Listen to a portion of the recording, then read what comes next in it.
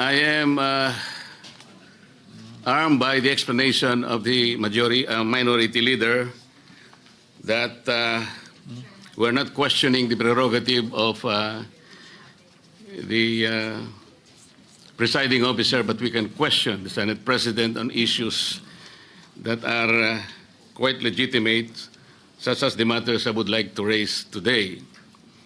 Unsettling because, Mr. President, on September 9, in your interview with ANC Head Start with Ms. Karen Davila about the Blue Ribbon Chairman being a lawyer, your answer is, there is no such thing as a rule na dapat abogado yun. Abogado ka nga, di ka naman magaling mag-imbestiga, di ba? So useless.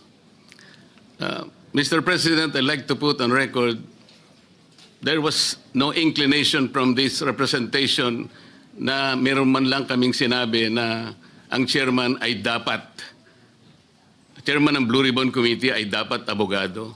Wala po kaming kahit na shadow ng inclination or any reference to that matter, wala po kaming sinasabi.